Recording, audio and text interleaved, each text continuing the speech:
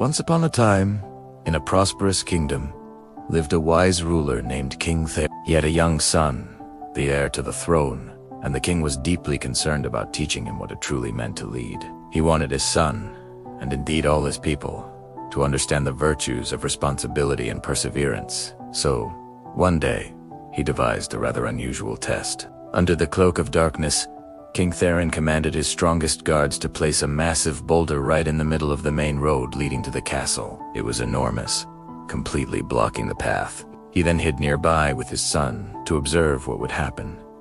He told his son, "Pay close attention. The way people react to this obstacle will tell you everything you need to know about their character." As the sun rose, the first to arrive were the kingdom's wealthiest merchants and nobles in their fine carriages. When they saw the giant rock, they were furious. They didn't even get out of their carriages. Instead, they shouted complaints from their windows.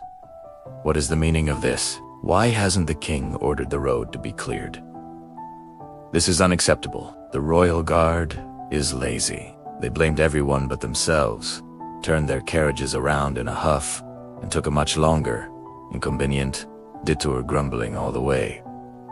King Theron turned to his son and said, "See, they are quick to blame, but slow to act. They believe their status entitles them to a clear path, but they lack the will to create one themselves." Next came a group of royal courtiers and soldiers on horseback. They saw the obstacle and scoffed. One soldier joked, "Looks like someone's playing a prank." Another said, "This isn't our job. Let the road maintenance crew handle it." They exchanged shrugs, expertly maneuvered their horses around the edge of the boulder, and continued on their way, leaving the problem for someone else to solve. The prince looked at his father, a question in his eyes. The king explained, "They see the problem, but they define it as not my problem. A true leader understands that any problem affecting the community is their problem."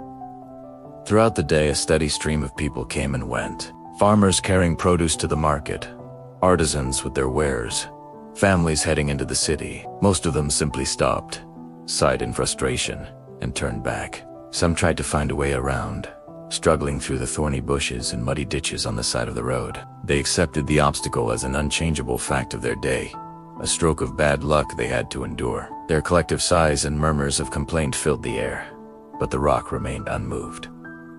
The king pointed this out to his son.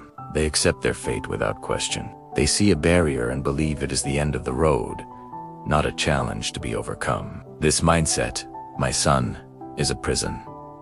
As evening began to fall, a lone figure appeared, walking slowly down the road. It was Elias, a simple farmer, returning home after a long, exhausting day of work in the fields. His back ached, and his hands were calloused. He was carrying a heavy sack of tools, and all he wanted was to get home to his family for a warm meal and a good night's rest. When he saw the massive rock, he didn't complain or curse. He simply set down his sack and walked around the boulder, inspecting it from all angles. He saw the tracks of the carriages and the footprints of those who had gone around it. He sighed, not in defeat, but with a sense of duty.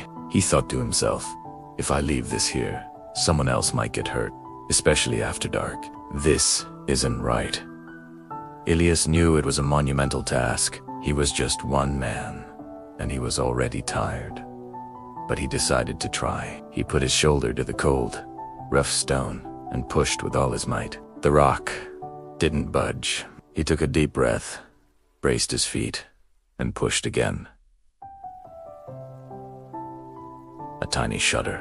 It moved just a fraction of an inch. Sweat beaded on his forehead, but he didn't give up. He found a sturdy tree branch nearby and tried to use it as a lever. He dug his heels into the dirt, straining every muscle in his body. The branch creaked and groaned under the pressure. Little by little, inch by painful inch, Elias pushed and levered the great boulder across the road. It was grueling work.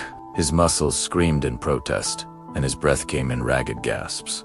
But with each small victory, his resolve grew stronger. He wasn't just moving a rock, he was clearing the way. Finally, after what felt like an eternity of pushing, grunting, and sweating, he gave one last heroic shove. The boulder tipped over the edge of the road and tumbled down into the ditch with a loud thud. Exhausted but triumphant, Elias wiped the sweat from his brow and smiled. The path was clear. He bent down to pick up his sack of tools, ready to continue his journey home. But as it did, he noticed something lying in the depression where the rock had been. It was a heavy leather pouch.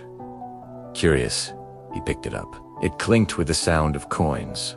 Untying the drawstring, he poured the contents into his hand. It was filled with gold coins, a fortune for a humble farmer like him. Tucked inside the pouch was also a small, rolled-up scroll, tied with a royal ribbon unrolled Italiano. The message, written in the king's own hand, read, "This gold is for the person with a strong will and a caring heart, who does not blame others or accept defeat, but takes the responsibility to move the obstacle from the path. You have earned this reward not just for clearing the road, but for showing the true character of a leader." Just then, King Theron and his son stepped out from their hiding place. Elias was startled and immediately bowed, but the king smiled warmly. "Stand up, good man," he said. "Today, you have taught a lesson more valuable than any book could offer." He placed a hand on his son's shoulder. "My son, let this be your most important lesson in leadership. Life will constantly place boulders in your path. Many will complain. Many will find a way around. But true success and honor belong to those who have the courage to face the obstacle head-on and the perseverance to move it. Obstacles are not there to stop you. They are there to reveal your strength. The path to greatness is paved not with ease, but with the challenges we choose to overcome."